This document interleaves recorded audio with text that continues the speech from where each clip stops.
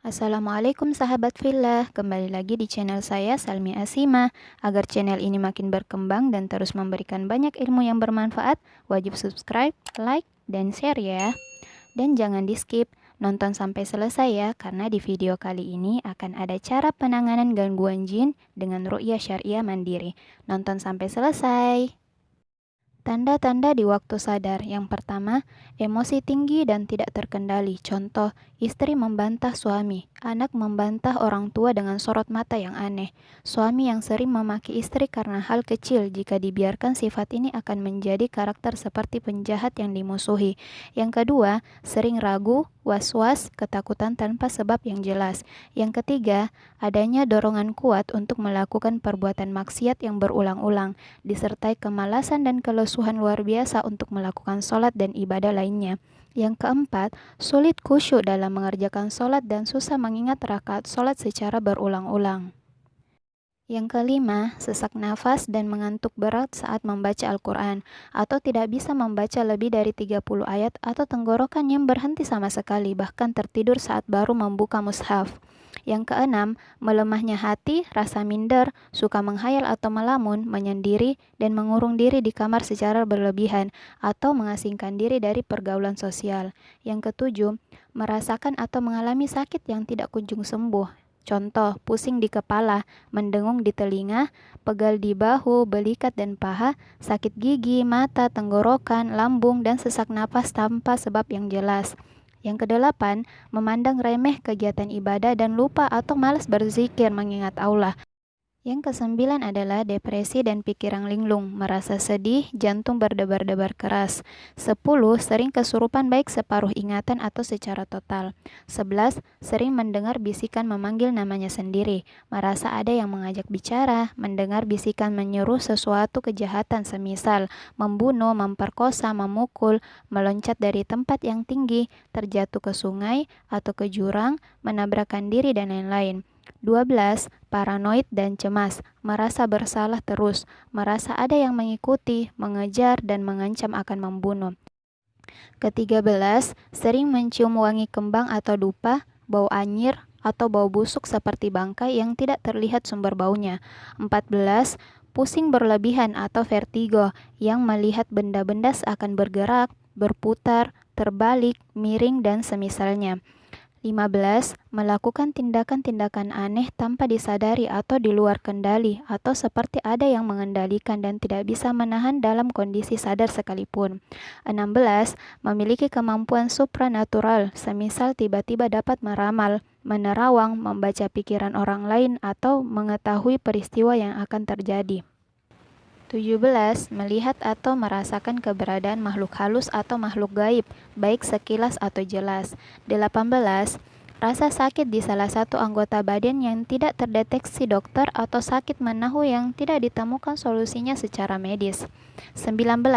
Gejala tipes, tubuh seperti terbakar atau terpanggang api panas namun ketika dicek dengan termometer, temperatur tubuh normal. Yang ke-20, peristiwa kecelakaan kendaraan, mengantuk di jalan atau bahkan menggerakkan tangan manusia yang dirasukinya hingga terjadi kecelakaan saat mau pergi berdakwah atau pergi untuk kebaikan. Hal ini sering terjadi saat orang mau pergi ke peruqyah atau belajar ruqyah.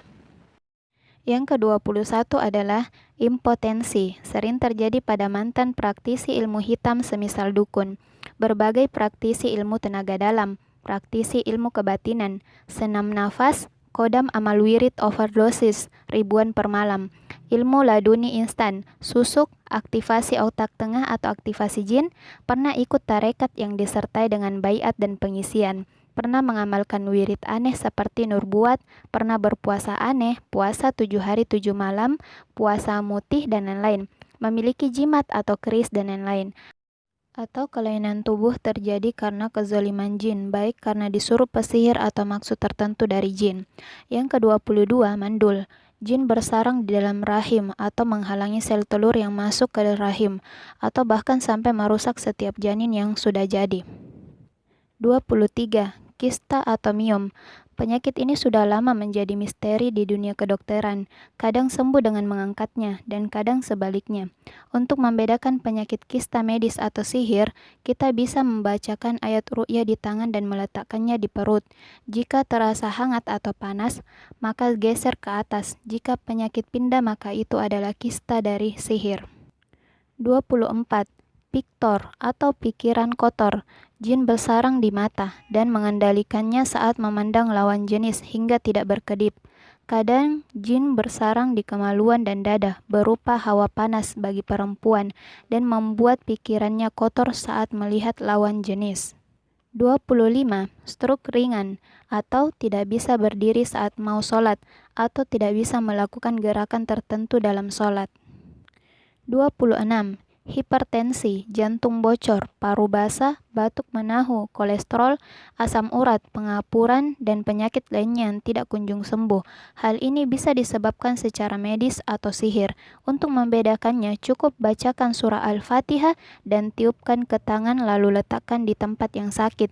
Jika terasa panas atau bertambah sakit, maka itu adalah sihir.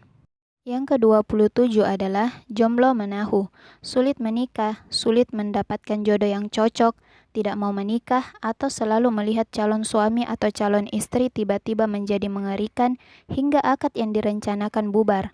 Yang ke-28, kedutan di sebagian atau seluruh tubuh dengan frekuensi yang mengganggu. 29, eksim atau gatal yang lebih ringan dari itu, yang tidak sembuh-sembuh. 30.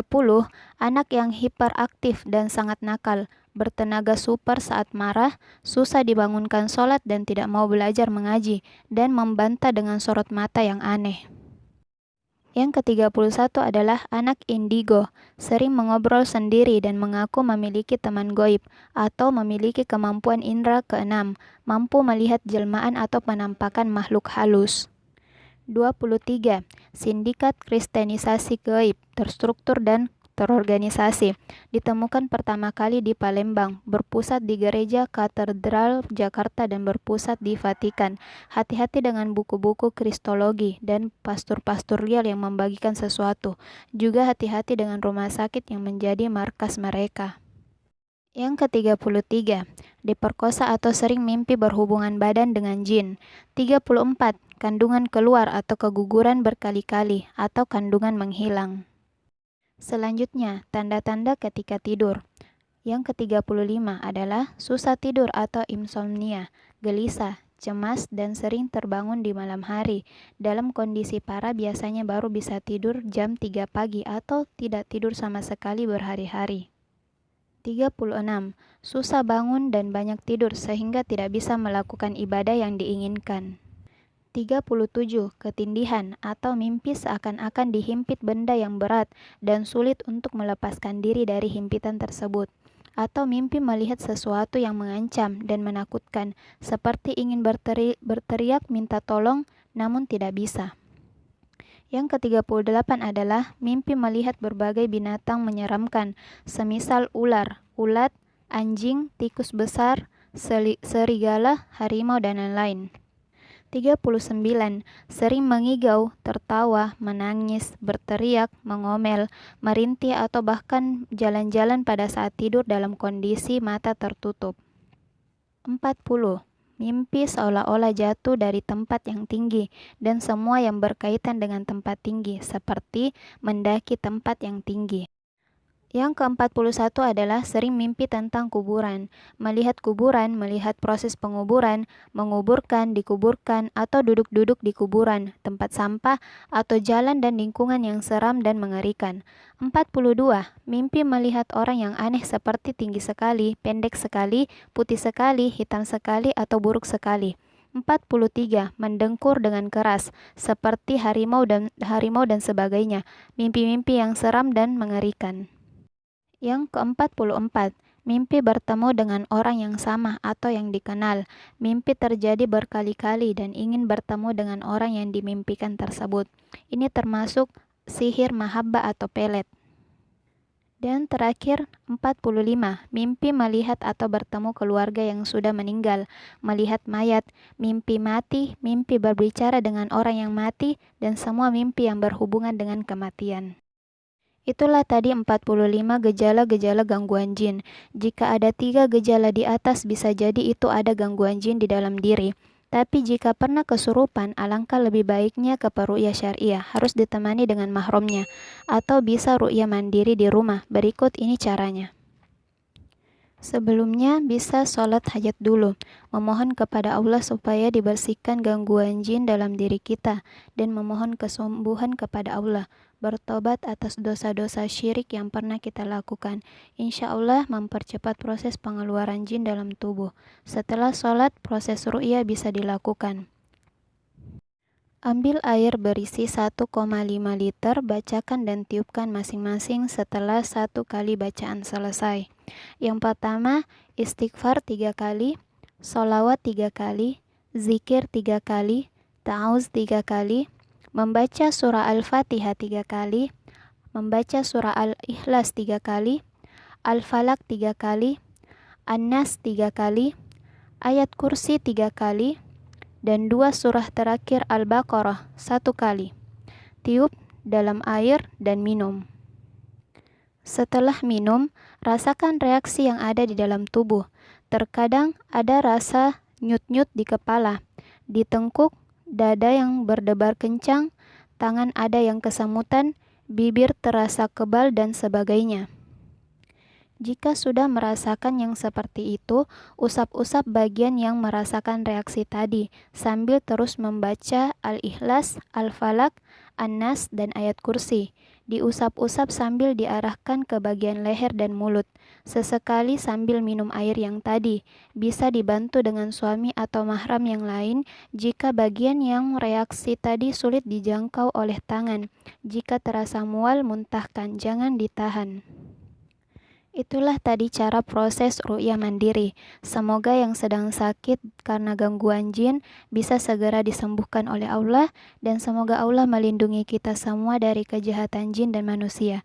Semoga bermanfaat. Assalamualaikum warahmatullahi wabarakatuh.